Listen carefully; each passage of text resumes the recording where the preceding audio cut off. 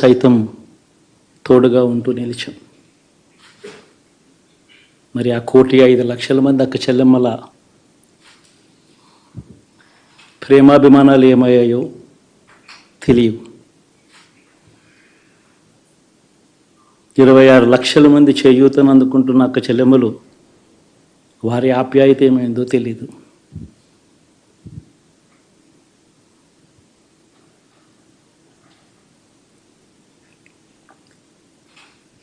పిల్లల చదువుల కోసం ఏ తల్లి ఏ తండ్రి ఇబ్బంది పడకూడదు అని మొట్టమొదటిసారిగా పూర్తి ఫీజులు ఇస్తూ తీసుకొచ్చి అందగా నిలిచాం. చదువుల్లో ఎప్పుడూ చూడని మార్పులు తీసుకొచ్చాం. దాదాపుగా 12 లక్షల మందికి సంవత్సరానికి మంచి జరిగిస్తూ ఆ పిల్లలు ఆ తల్లుల అభిమానం ఏమైందో కూడా తెలియదు.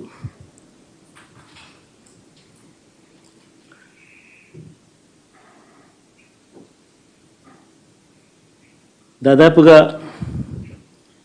54 లక్షల మంది రైతన్నలకు గతంలో ఎప్పుడూ చూడని విధంగా జరగని విధంగా పెట్టుబడికి సహాయంగా అందించే కార్యక్రమం మొట్టమొదటిగా జరిగింది మన ప్రభుత్వం వచ్చాకే.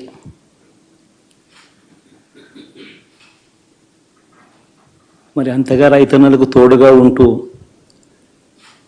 రైతన్నలకు రైతు భరోసా ఇవ్వడం కానీ, సమయానికే వారికి ఇన్పుట్ సబ్సిడీ ఎప్పుడు జరగని విధంగా సీజన్ ముగిసేలోగానే ఇచ్చే కార్యక్రమం కానీ, ఉచిత ఇన్సూరెన్స్ కానీ,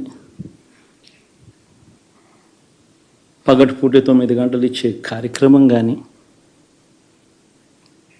ఉచిత విద్యుత్ ఇచ్చే కార్యక్రమం కానీ, మరి 1/2 కోటి మంది రైతన్నల ప్రేమ ఏమైందో తెలియదు.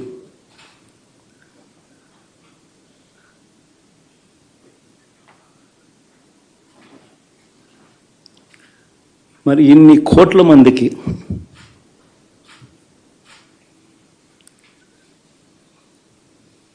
పేదవాడికి తోడుగా ఉంటూ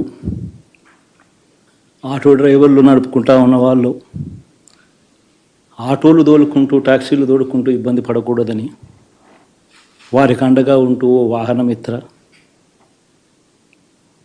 నేతన్నలకు అండగా ఉంటూ